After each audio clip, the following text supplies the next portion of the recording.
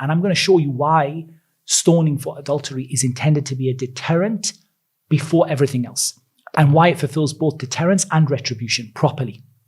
In terms of deterrence, for a person to be stoned to death, we said that stoning to death is carried out for adultery of a married person who has had intimacy in an Islamically valid way. So as for the young child, like young kid or young, like teenager or whatever, who fell into an error and made a mistake and whatever, this person is not stoned.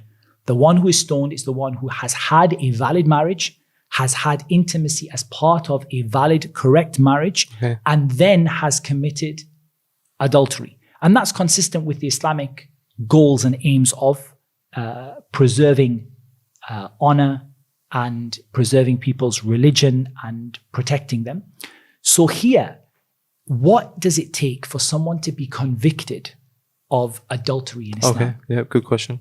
For someone to be convicted of adultery in Islam, in reality, there are only 3 ways that a person can be convicted of adultery in Islam. One is confession. And when we see from the Prophet ﷺ, he did not accept the confession immediately. When people would come, the story of Ma'iz, for example, radiallahu anhu, and the Ghamidiyya, and many stories of this that happened in Islam, the Prophet ﷺ discouraged them. He said, I think you just go away and think about it. Ask Allah's forgiveness. Go back, perhaps it didn't happen. Perhaps this wasn't what happened. Would discourage the person from confessing. Sorry, you said at the start that he was not a shari'. He wasn't. So isn't he taking the law into his own hands? I mean, Allah has prescribed this punishment and he's trying to delay it. So Allah has revealed that the job of the hakim, and this is exactly my point, that the purpose that Allah legislated this for has more to do with deterrence than it does to do with retribution. Okay. In the sense that the Prophet ﷺ is only muballigh, he's only doing what Allah told him to do. وَمَا يَنْطِقُ عَنِ الْهَوَىٰ إِنْ هُوَ إِلَّا وَحْيٌ يُوحَىٰ. He doesn't speak from his own desire, it's only a revelation that is revealed. So he discouraged them.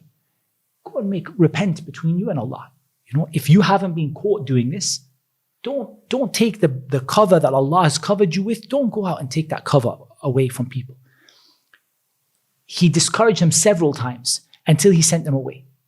And in some of the situations, he sent them away. Go think about it.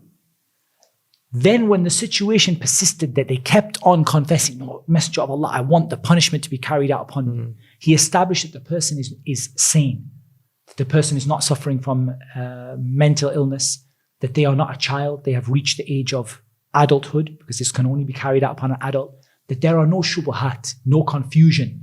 And that's why the Prophet in some of the narrations asked, perhaps you only did this. Meaning perhaps you didn't reach the level of what is Islamically considered adultery. Perhaps you had a relationship that didn't reach that far. Perhaps you don't know what adultery actually, the level of what adultery actually is. And so on. And it's only when they persisted in confession that this punishment was carried out. It's the first way. The second way is pregnancy that could only have happened through adultery.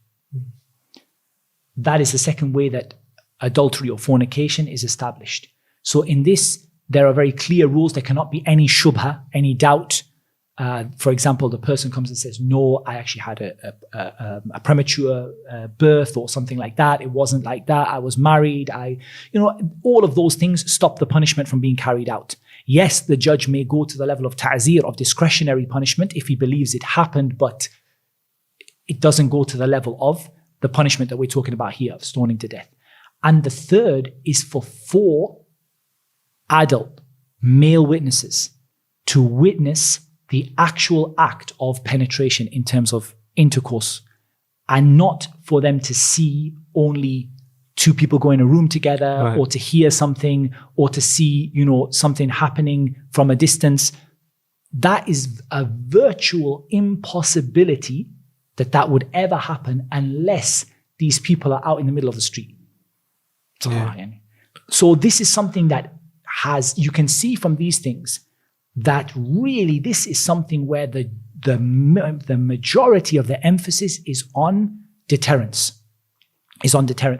And this punishment of stoning is one that truly deters a person. It's one of the only things that actually deters the shahawat, the strength of the shahawat that leads a person to do this, this is one of the only things that actually genuinely deters it. But on top of that, Ibn al-Qayyim also mentioned or alluded to the fact that from the point of retribution, this person enjoyed something which affected their whole body. So they also, in terms of retribution, deserve a punishment which affects their whole body as well.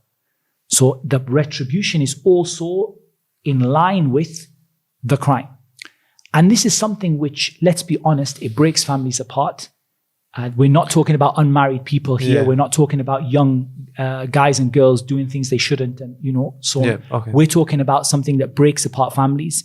We're talking about something that has huge effects upon children that come out from that. We have absolutely, it's something that's really sad that in the world today, people just don't recognize how serious this thing is. But the Prophet ﷺ mentioned among the worst of the things that a person can do is to commit adultery, for example, with the neighbor, or with the lady who is say, for example, the wife of the neighbor or the daughter of the neighbor, for example. Okay, what this does. So you see what I'm now putting across to you. Yeah, I get the picture that you're trying to paint. I think it requires some further probing, and obviously this is the first punishment that we're discussing, so there'll be some introductory questions. For example,